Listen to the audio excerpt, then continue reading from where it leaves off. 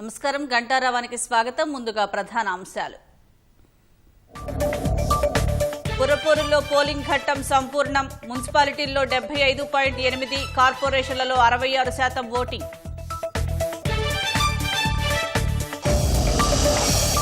రేపు మున్సిపల్ ఓట్ల లెక్కింపునకు పటిష్ట ఏర్పాట్లు. ఈ నెల 16న చైర్పర్సన్లు, మేయర్ల ఎన్నిక.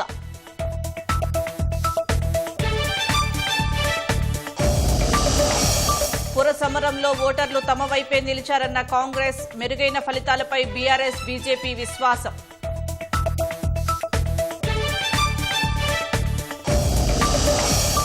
దేశవ్యాప్తంగా నేడు కార్మిక సంఘాల సమ్మె. కేంద్ర ప్రభుత్వ విధానాలపై నిరసన, పలు పార్టీల మద్దతు.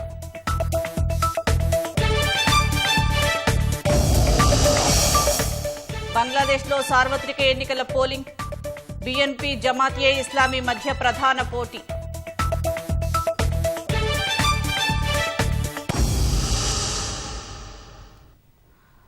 మున్సిపల్ ఎన్నికల్లో 73.01% పోలింగ్ నమోదైంది. మున్సిపాలిటీల్లో 75.88%, కార్పొరేషన్లలో 66.05% మంది ఓటు వేశారు. పురుషుల కంటే మహిళలు ఎక్కువగా ఓటింగ్లో పాల్గొన్నారు. బ్యాలెట్ బాక్సులను స్ట్రాంగ్ రూమ్లకు తరలించి పటిష్ట భద్రత ఏర్పాటు చేశారు. రేపు ఓట్ల లెక్కింపు ఫలితాలను ప్రకటించనున్నారు.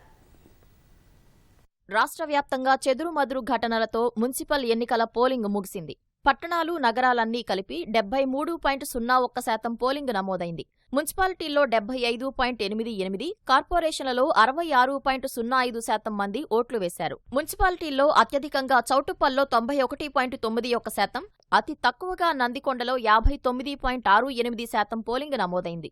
చౌటుప్పల్తో పాటు చండూరు, జిన్నారం, పోచంపల్లి మున్సిపాలిటీల్లో 90% పైగా ఓటర్లు ఓటు వేశారు. రాష్ట్ర వ్యాప్తంగా 46 మున్సిపాలిటీల్లో 80%, 51 మున్సిపాలిటీల్లో 70%, 15 మున్సిపాలిటీల్లో 60% దాటింది. 2 కార్పొరేషన్లలో పోలింగ్ 70% పైగా, 4 60% పైగా నమోదైంది. కార్పొరేషన్లలో నల్గొండలో 77.36%, కొత్తగూడెంలో 74.52%, రామగుండంలో 69.32%, మహబూబ్ నగర్లో 67.73%, మంచిర్యాలలో 64.90%, కరీంనగర్లో 62.98%, నిజామాబాద్లో 59.12% పోలింగ్ నమోదైంది. పట్టణాలు, నగరాల్లో పురుషుల కంటే మహిళలు ఎక్కువగా ఓటింగ్లో పాల్గొన్నారు. మున్సిపాలిటీలు, కార్పొరేషన్లన్నింటిలో కలిపి పురుషులు 72.63% ఓట్లేగా, మహిళలు 73.39% మంది ఓటు వేశారు. రాష్ట్ర వ్యాప్తంగా 116 మున్సిపాలిటీల్లోని 2,582 వార్డుల్లో 13,61,285 మంది పురుషులు, 14,42,751 మంది మహిళలు, 238 మంది ట్రాన్స్జెండర్లు ఓట్లు వేశారు. 7 కార్పొరేషన్లలో 4,90,544 మంది పురుషులు, 5,14,475 మంది మహిళలు, 113 మంది ట్రాన్స్జెండర్లు ఓట్లు వేశారు. పోలింగ్ సరళిని రాష్ట్ర ఎన్నికల సంఘం కార్యాలయంలో ఎస్ఈసీ రాణి కుముదిని, సీడీఎంఏ కార్యాలయంలో పురపాలక శాఖ ముఖ్య కార్యదర్శి టీకే శ్రీదేవి నిరంతరం పర్యవేక్షించి క్షేత్రస్థాయిలో అవసరమైన విషయాలను ఎప్పటికప్పుడు దిశానిర్దేశం చేశారు. రాష్ట్ర ప్రధాన ఎన్నికల అధికారి సుదర్శన్ రెడ్డి, డీజీపీ శివధర్ రెడ్డి, అదనపు DG Mahesh Bhagwat, GHMC commissioner Karnan SEC కార్యాలయాన్ని సందర్శించి ఎన్నికల ఏర్పాట్లు, వెబ్కాస్టింగ్ ను పరిశీలించారు. రాష్ట్ర వ్యాప్తంగా 8,203 పోలింగ్ కేంద్రాల నుంచి 16,031 బ్యాలెట్ బాక్సులను స్ట్రాంగ్ రూమ్లకు తరలించారు. రాష్ట్ర వ్యాప్తంగా 137 స్ట్రాంగ్ రూమ్ల వద్ద 3 అంచెల భద్రత ఏర్పాటు చేశారు. రేపు ఉదయం 8 గంటల నుంచి 136 కేంద్రాల్లో ఓట్లు లెక్కించి ఫలితాలను ప్రకటించనున్నారు. రాష్ట్ర వ్యాప్తంగా 12,944 మంది అభ్యర్థులు ఓటర్ల తీర్పు కోసం ఉత్కంఠగా ఎదురుచూస్తున్నారు. ఈ నెల 16న మున్సిపాలిటీలో చైర్మన్లు, వైస్ చైర్మన్లు, కార్పొరేషన్లలో మేయర్లు, డిప్యూటీ మేయర్ల ఎన్నిక జరగనుంది. రాష్ట్రంలోని 7 కార్పొరేషన్లు, 116 మున్సిపాలిటీల్లో పోలింగ్ ప్రక్రియ ప్రశాంతంగా ముగిసిందని డీజీపీ శివధర్ రెడ్డి తెలిపారు. ఎన్నికల కోసం పోలీసులు అత్యంత పకడ్బందీగా బందోబస్తు ఏర్పాట్లు చేశారని డీజీపీ వివరించారు. రాష్ట్ర వ్యాప్తంగా 8,203 పోలింగ్ స్టేషన్ల వద్ద పటిష్ట భద్రతను కల్పించామన్నారు. 1,302 అత్యంత సమస్యాత్మక, 1926 సమస్యాత్మక, 4,975 సాధారణ కేంద్రాలుగా గుర్తించి ఆయా ప్రాంతాల తీవ్రతను బట్టి బలగాలను మోహరించినట్లు తెలిపారు. శాంతి భద్రతల పరిరక్షణ కోసం పోలీస్ శాఖతో పాటు ఇతర విభాగాల నుంచి సుమారు 3,000 మంది అదనపు బలగాలను రప్పించామని, ఇందులో TGSP, forest, excise, CID, legal metrology విభాగాలు ఉన్నాయని పేర్కొన్నారు. ప్రతి పోలింగ్ కేంద్రం లోపల అత్యంత సమస్యాత్మక కేంద్రాల వెలుపల 100% వెబ్కాస్టింగ్ చేశామని డీజీపీ శివధర్ రెడ్డి తెలిపారు. రాష్ట్రంలోని పలు ప్రాంతాల్లో వృద్ధులు ఓట్లు వేసేందుకు పోలీస్ సిబ్బంది సహాయం చేశారన్నారు. మహబూబాబాద్ జిల్లాలో ఓటర్లు ఓటు వేసి వచ్చే వరకు వారి పసిపిల్లలను పోలీస్ సిబ్బంది శ్రద్ధగా చూశారని డీజీపీ స్పష్టం చేశారు. పురపాలక ఎన్నికలు విధుల్లో ఉన్న పోలీసులు అధికారులు బెదిరించేలా మాట్లాడినందుకు నిజామాబాద్ ఎంపీ ధర్మపురి అరవింద్పై కేసు నమోదైంది. నిజామాబాద్ 34వ డివిజన్ హరిచరణ్ మార్వాడి స్కూల్లో ఏర్పాటైన 287 పోలింగ్ బూత్ వద్దకు వచ్చిన అరవింద్ బీజేపీ అభ్యర్థి ప్రవీణ్ను బయటకు పంపిందెవరని అక్కడున్న పోలీసులను పరుష పదజాలంతో తిట్టారని కేసు నమోదైంది. కెమెరాలు అనుచరులను వెంటబెట్టుకు వెళ్లి సమీప 285, 286 బూత్లలోకి కూడా ప్రవేశించారని పోలీసులు తెలిపారు. ఎవరో దొంగ ఓట్లు వేయిస్తున్నారంటూ వచ్చి పోలింగ్ బందోబస్తు సిబ్బందిని దుర్భాషలాడినట్లు వివరించారు. తమ విధులకు ఆటంకం కలిగించడమే కాకుండా బెదిరింపులతో భయభ్రాంతులకు గురిచేశారంటూ ఎంపీ అరవింద్పై పోలింగ్ సిబ్బంది ఫిర్యాదు చేయగా కేసు నమోదు చేసినట్లు పోలీసులు వెల్లడించారు. భద్రాద్రి కొత్తగూడెం జిల్లా పాల్వంచలో పోలీసుల తీరుపై సిపిఐ రాష్ట్ర కార్యదర్శి కూనంనేని సాంబశివరావు ఆగ్రహం వ్యక్తం చేశారు. పాత పాల్వంచ 46వ డివిజన్లో ఓ మహిళ దొంగ ఓటు వేయడానికి వచ్చిందని 4 గంటల పాటు పోలీస్ స్టేషన్లో ఉంచారు. ఈ అంశంపై సీఐ సతీష్ని వివరణ కోరేందుకు సిపిఐ జిల్లా కార్యదర్శి సాబీర్ పాషా ఫోన్ చేయగా దురుసుగా సమాధానం చెప్పారని కూనంనేని ఆరోపించారు. సిపిఐ అభ్యర్థులు కార్యకర్తలతో పోలీస్ స్టేషన్కు వెళ్లి నిరసన తెలిపారు.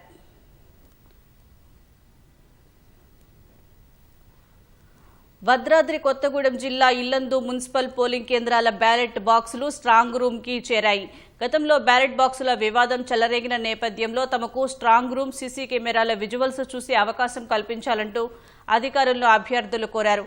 అందుకు వీలు కాదని అధికారులు తెలిపారు. అనంతరం డీఎస్పీ వెంకన్న బాబును కలిసిన కొందరు పోటీ చేసిన అభ్యర్థులు తమకు స్ట్రాంగ్ రూమ్ బయటకు ఉండే అవకాశం ఇవ్వాలంటూ కోరారు. ఎవరూ లోపలికి వెళ్లొద్దని, లోపల తమ భద్రతా సిబ్బంది ఉంటారని డీఎస్పీ చెప్పారు. స్ట్రాంగ్ రూమ్ బయట ఉండేందుకు 5 అభ్యర్థులకు అవకాశం ఇచ్చారు. పంచాయతీ ఎన్నికల్లో సత్తా చాటిన కాంగ్రెస్ పుర సమరంలోనూ తమకు తిరుగులేదని ధీమాగా ఉంది. 2 ఏళ్ల అభివృద్ధి సంక్షేమ కార్యక్రమాలను చూసి పట్టణ ఓటర్లు తమకే పట్టం కడతారని అధికార పార్టీ నేతలు అంచనా వేస్తున్నారు. 116 మున్సిపాలిటీలు, 7 మున్సిపల్ కార్పొరేషన్లలో జరిగిన ఎన్నికల్లో 80% పైగా స్థానాలు దక్కుతాయని కాంగ్రెస్ విశ్వాసం వ్యక్తం చేస్తోంది. ఎగ్జిట్ పోల్స్ అంచనాలకు దగ్గరగానే ఫలితాలు ఉండబోతున్నట్లు పార్టీ వర్గాలు విశ్లేషిస్తున్నాయి. మున్సిపల్ ఎన్నికలను కాంగ్రెస్ ప్రతిష్టాత్మకంగా తీసుకుంది. అసెంబ్లీ, పంచాయతీ తరహాలోనే పట్టణాల్లోనూ ఆధిపత్యం సాధించాలని ప్రణాళికాబద్ధంగా పనిచేసింది. ఫలితాల సరళిని అంచనా వేసిన అధికార పార్టీ నాయకులు ఉమ్మడి నల్గొండ, మహబూబ్నగర్ జిల్లాల్లో క్లీన్ స్వీప్ చేసే అవకాశాలు ఉన్నాయని తేల్చి చెబుతున్నారు. ఖమ్మం జిల్లాలోనూ ఏకపక్ష ఫలితాలు వచ్చే సూచనలు కనిపిస్తున్నాయని అంచనా వేస్తున్నారు. ఉమ్మడి మెదక్, వరంగల్ జిల్లాల్లో బీఆర్ఎస్, కాంగ్రెస్ మధ్య గట్టి పోటీ నెలకొన్నట్లు భావిస్తున్నారు. పురపోరు ప్రకటన వెలువడినప్పటి నుంచి ప్రచారం వరకు కాంగ్రెస్ పక్కా వ్యూహంతో ముందుకు సాగింది. ముఖ్యమంత్రి రేవంత్ రెడ్డి స్వయంగా రంగంలోకి దిగి పలు జిల్లాల్లో ప్రచార సభల్లో పాల్గొన్నారు. సీఎం అమెరికాలో ఉన్నప్పటికీ జూమ్ మీటింగుల ద్వారా పార్టీ నేతలతో నిత్యం సమీక్షలు నిర్వహిస్తూ దిశానిర్దేశం చేశారు. ప్రతి జిల్లాకు మంత్రులను ఇన్ఛార్జీలుగా నియమించిన పార్టీ అభ్యర్థుల ఎంపికలోనూ జాగ్రత్తలు తీసుకుంది. పార్టీ బలహీనంగా ఉన్న మున్సిపాలిటీలపై ప్రత్యేక దృష్టి సారించి పనిచేశారు. పంచాయతీ ఎన్నికల్లో రెబల్స్తో కొన్ని స్థానాల్లో ప్రతికూల ఫలితాలు రాగా అలాంటి వాటికి మొదట్లోనే అడ్డుకట్ట వేశారు. బీజేపీ, బీఆర్ఎస్లపై ఎదురుదాడే వ్యూహంగా పార్టీ పెద్దలు ప్రయోగించారు. 2 ఏళ్ల అభివృద్ధి సంక్షేమ కార్యక్రమాలను ప్రజల్లోకి విరివిగా తీసుకెళ్లారు. మున్సిపల్ ఎన్నికల్లో కాంగ్రెస్ హవా స్పష్టంగా కనిపించిందని పీసీసీ అధ్యక్షుడు మహేష్ కుమార్ గౌడ్ ధీమా వ్యక్తం చేశారు. పోలింగ్ సరళి చూశాక పార్టీ ఘన విజయం ఖాయమైందన్నారు. కాంగ్రెస్ అత్యధిక స్థానాలు గెలవబోతుందని జోస్యం చెప్పారు. ప్రభుత్వ అభివృద్ధి సంక్షేమ కార్యక్రమాలకే పట్టణ ఓటర్లు పట్టం కట్టారని తెలిపారు. పట్టణాల్లో మౌలిక వస్తువుల అభివృద్ధికి ప్రభుత్వం తీసుకున్న చర్యలతో ఓటర్లు సానుకూలంగా స్పందించారని, అది పోలింగ్ తీరులో కనిపించిందని వివరించారు. ప్రతిపక్షాలు చేసిన అసత్య ప్రచారాలను ప్రజలు నమ్మలేదని తేల్చి చెప్పారు. మున్సిపల్ ఎన్నికల్లో బీజేపీ, బీఆర్ఎస్ ఒక్కటై ప్రజాస్వామ్యాన్ని అపహాస్యం చేసే విధంగా వ్యవహరించాయని మంత్రి పొన్నం ప్రభాకర్ ఆక్షేపించారు. 80% మున్సిపల్ స్థానాల్లో కాంగ్రెస్ విజయం సాధిస్తుందని ధీమా వ్యక్తం చేశారు. కరీంనగర్ కార్పొరేషన్ హస్తగతం చేసుకుంటామని తేల్చి చెప్పారు. బీజేపీ ఇచ్చిన హామీలను మున్సిపాలిటీల వారీగా అమలు చేయాల్సిందేనని మంత్రి పొన్నం డిమాండ్ చేశారు. భారతీయ జనతా పార్టీ, బీఆర్ఎస్ ఒకటిగా తెలంగాణ ఎన్నికల వాతావరణాన్ని ఎక్కడికక్కడి పోలీసులతో ఘర్షణ పడుతూ దౌర్జన్యాలకు పాల్పడుతూ ఒక ప్రజాస్వామికానికి గౌరవం లేకుండా వివరించినారు. ఇది దురదృష్టకరం. పురపాలకాలన్నీ కాంగ్రెస్ పార్టీ కైవసమవుతున్నాయి. ప్రజల ఆకాంక్షకు అనుగుణంగా భవిష్యత్ అభివృద్ధి జరుగుతుంది. కానీ ఇదే సందర్భంలో ఇలా భారతీయ జనతా పార్టీ ఇచ్చినటువంటి హామీలన్నింటినీ కేంద్రంలో అర్బన్ డెవలప్మెంట్ మినిస్ట్రీ నుంచి ఇవన్నీ ఇచ్చే బాధ్యత మీది.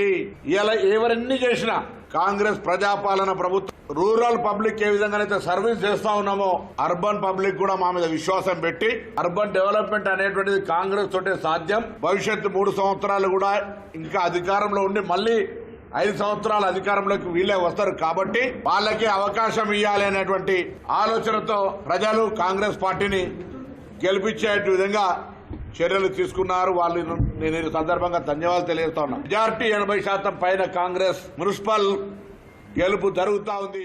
మున్సిపాలిటీలు, కార్పొరేషన్ల వారీగా పోలింగ్ జరిగిన తీరు విశ్లేషిస్తున్న పార్టీ రాష్ట్ర నాయకత్వం అత్యధిక స్థానాల్లో ఆధిపత్యం కాంగ్రెస్దేనని ధీమాగా ఉంది. పురపురులో వచ్చే ఫలితాలపై బీఆర్ఎస్ ఆశాభావంగా కనిపిస్తోంది. ఎన్నికల్లో ప్రజల నుంచి మంచి స్పందన కనిపించిందని, మెరుగైన స్థానాలు వస్తాయనే అంచనాతో ఉంది. ఉమ్మడి మెదక్ జిల్లాలో మెరుగైన స్థానాలు వస్తాయని, వరంగల్, కరీంనగర్, ఆదిలాబాద్, మహబూబ్ నగర్ జిల్లాల్లోనూ ఆశాజనకమైన ఫలితాలు వస్తాయని గులాబీ నాయకులు లెక్కలు వేస్తున్నారు. మున్సిపల్ ఎన్నికల పోలింగ్ ముగియడంతో రాజకీయ పార్టీలు తమ పనితీరును అంచనా వేసుకుంటున్నాయి. పురపోరులో మెరుగైన స్థానాలే లక్ష్యంగా పెట్టుకున్న భారత రాష్ట్ర సమితి ఫలితాల విషయంలో ఆశావహంగా కనిపిస్తోంది. కార్పొరేషన్లకు సంబంధించి పెద్దగా అంచనాలు లేనప్పటికీ మున్సిపాలిటీల్లో మెరుగైన స్థానాలు వస్తాయని ధీమాగా ఉన్నారు. ఉమ్మడి మెదక్ జిల్లాలో మెజార్టీ మున్సిపాలిటీల్లో పార్టీ విజయం సాధిస్తుందని బీఆర్ఎస్ విశ్వాసంతో ఉంది. ఉమ్మడి వరంగల్, కరీంనగర్ జిల్లాల్లోనూ మెరుగైన స్థానాలు వస్తాయని భావిస్తున్నారు. మహబూబ్ నగర్, ఆదిలాబాద్ జిల్లాల్లోనూ కొన్ని పురపాలికల్లో పాగా వేస్తామని నమ్మకంగా చెబుతున్నారు. రంగారెడ్డి, నిజామాబాద్ జిల్లాల్లో కొన్నింటిని ఒడిసిపట్టే అవకాశం ఉందని అంచనా వేస్తున్నారు. బాకీ కార్డుల ద్వారా హామీల అమలులో కాంగ్రెస్ వైఫల్యాల్ని ఇంటింటికి తీసుకెళ్లామని, ప్రజల నుంచి మంచి స్పందన కనిపించిందని బీఆర్ఎస్ నాయకులు అంటున్నారు. అభివృద్ధి, సంక్షేమ కార్యక్రమాలకు సంబంధించి ప్రజలు కేసీఆర్ పాలనతో పోల్చుకుంటున్నారని చెబుతున్నారు. గడిచిన 2 ఏళ్లుగా పట్టణ ప్రాంతాల్లో నెలకొన్న పరిస్థితుల వల్ల ప్రజలు నాటి బీఆర్ఎస్ పాలనను గుర్తు చేసుకున్నారని బీఆర్ఎస్ నేతలు వ్యాఖ్యానిస్తున్నారు. గత 9.5 సంవత్సరాల్లో ముఖ్యంగా మున్సిపాలిటీలలో జరిగినటువంటి అభివృద్ధిని 2.5 సంవత్సరాల జరిగినటువంటి కాంగ్రెస్ పార్టీ అభివృద్ధిని కంపేర్ చేస్తా ఉన్నారు. పట్టణాల పురపాలిక మౌలిక సౌకర్యాల ఆధునీకరణ కోసం గాని ఏ ఒక్క రూపాయి కూడా ఖర్చు పెట్టలేదనేటువంటి భావన చాలా స్పష్టంగా కనబడతాం. అందుకే మేము ఈ ఎన్నికల ప్రచారంలో మా ప్రచారాస్త్రమంతా కూడా పట్టణాల అభివృద్ధి, సంక్షేమాన్ని మేము వాడుకొని మా కేటీఆర్ గారు, మా హరీష్ రావు గారు కాంగ్రెస్ పార్టీ ఇచ్చినటువంటి 6 గ్యారెంటీలు, 13 డిక్లరేషన్లు, 420 హామీలు ప్రజలకు ఇచ్చి ఎట్లా మోసం చేశారనేటువంటి విషయాన్ని గడప గడపకు తీసుకుపోవడంలో మేము సమర్థవంతంగా ఈ ప్రచారంలో దూసుకుపోయిననేటువంటి విషయాన్ని నేను స్పష్టం చేస్తాను. దీన్ని అంతా డైవర్ట్ చేయడానికి మా నాయకుల మీద అవాకు చవాకులు వినడం, పురపాలకల్లో ఉన్నటువంటి సమస్యలన్నీ కూడా చర్చకు రావద్దు, దాంతో మొత్తం కూడా ఎన్నికల్ని డైవర్ట్ చేయడానికి ప్రయత్నం చేస్తే మేము మా ఏకాగ్రతతో ఈ ప్రభుత్వ వ్యతిరేక విధానాల్ని సరైనటువంటి రీతిలో ప్రజల వద్దకు తీసుకుపోయినామనేటువంటి విషయాన్ని మేము స్పష్టం చేస్తాం. క్షేత్రస్థాయి పరిస్థితులను బట్టి వ్యూహం మార్చుకొని కేటీఆర్, హరీష్ రావు చేసిన ప్రచారం కొన్ని చోట్ల కలిసి వచ్చిందని గులాబీ నాయకులు చెబుతున్నారు. స్థానికంగా సిపిఐ, సిపిఎంతో పెట్టుకున్న పొత్తు ప్రభావం ఉందని అంటున్నారు. వార్డులు, ఓట్ల శాతం వారీగా చూస్తే పరిస్థితి మెరుగ్గా ఉంటుందని బీఆర్ఎస్ పార్టీ వర్గాలు అంచనా వేస్తున్నాయి. మున్సిపల్ ఎన్నికల్లో మంచి ఫలితాలు సాధిస్తామని బీజేపీ ధీమా వ్యక్తం చేస్తోంది. అత్యధికంగా పోలింగ్ శాతం నమోదవటం తమకు కలిసొస్తుందని భావిస్తోంది. కాంగ్రెస్, బీజేపీ మధ్య ప్రధాన పోటీ జరిగిందని, అధికార పార్టీ ఎన్ని ప్రలోభాలకు గురిచేసినా మంచి ఓట్లు, సీట్లు సాధిస్తామని ఆశాభావం వ్యక్తం చేస్తోంది. రానున్న సాధారణ ఎన్నికల్లో సత్తాచాటి తెలంగాణలో అధికారమే లక్ష్యంగా పెట్టుకున్న బీజేపీ మున్సిపల్ ఎన్నికలను ప్రతిష్టాత్మకంగా తీసుకుని పోరాడింది. అభ్యర్థుల ఎంపిక, ప్రచార వ్యూహాలు వంటి అనేక అంశాల్లో జాగ్రత్త పడిన బీజేపీ పురపోరులో మంచి ఫలితాలు సాధిస్తామని విశ్వాసం వ్యక్తం చేస్తోంది. ఉత్తర తెలంగాణ జిల్లాల్లో బీజేపీకి, కాంగ్రెస్ కు మధ్య ప్రధాన పోటీ ఉందని, చాలా మున్సిపాలిటీలు కమలం ఖాతాలో చేరడం ఖాయమంటున్నారు. పోలింగ్ శాతం పెరగడం తమకు లాభిస్తుందని కాషాయ శ్రేణులు లెక్కలు వేసుకుంటున్నాయి.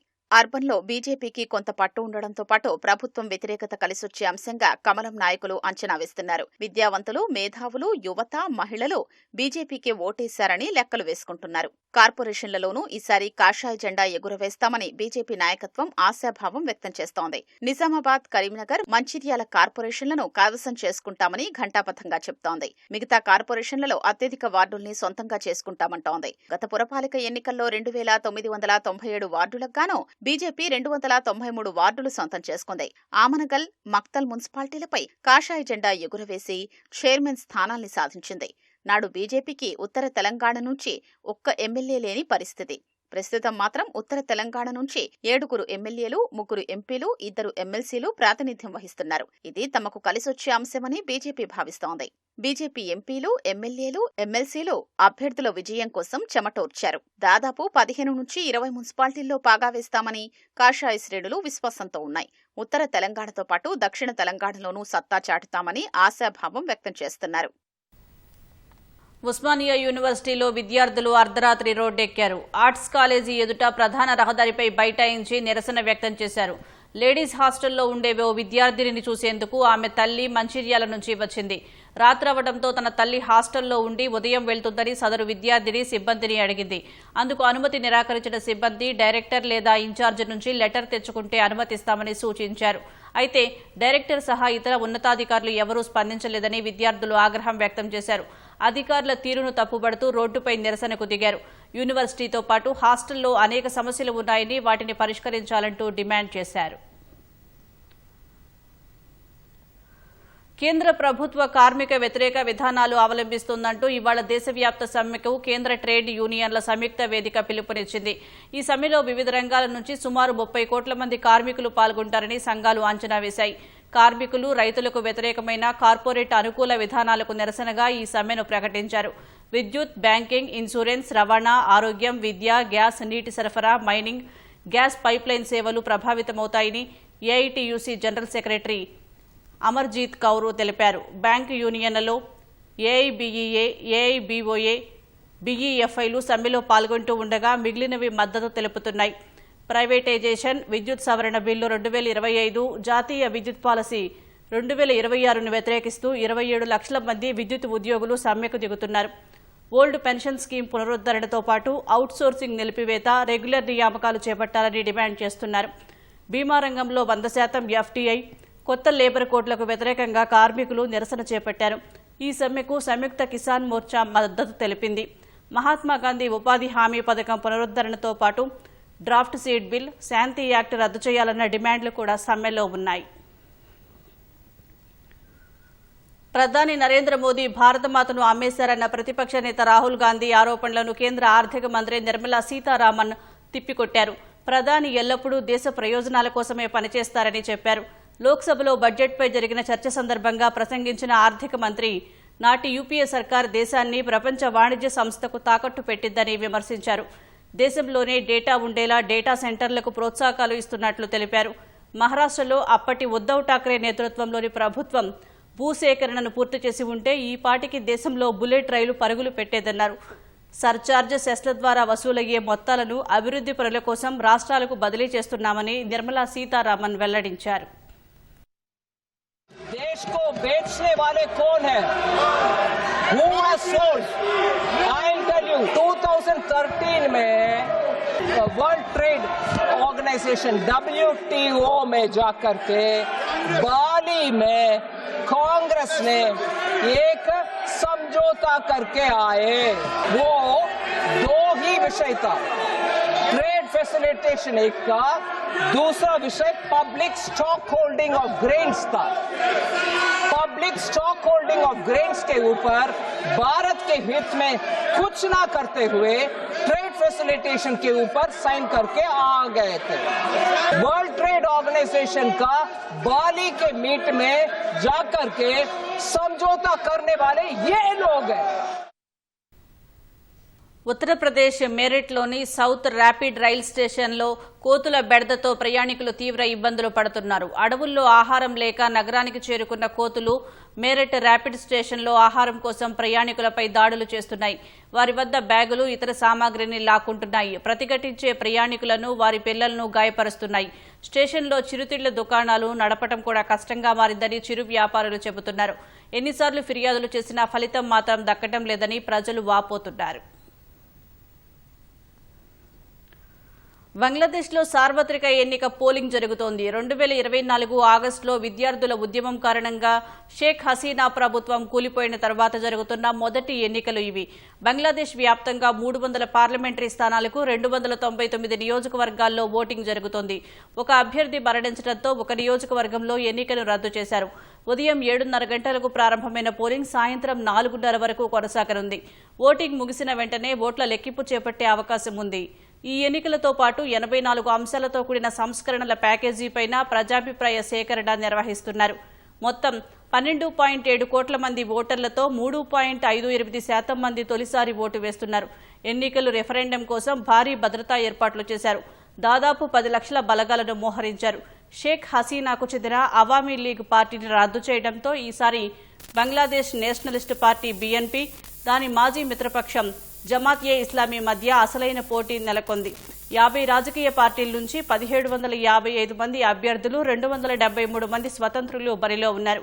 అత్యధికంగా BNP నుంచి 291 మంది పోటీ చేస్తున్నారు. 45 దేశాలు, అంతర్జాతీయ సంస్థల ప్రతినిధులు ఎన్నికలను పర్యవేక్షిస్తున్నారు. ఎన్నికైన ప్రభుత్వానికి అధికారాన్ని త్వరగా బదిలీ చేస్తామని తాత్కాలిక పాలకుడు మహమ్మద్ యూనస్ హామీ ఇచ్చారు.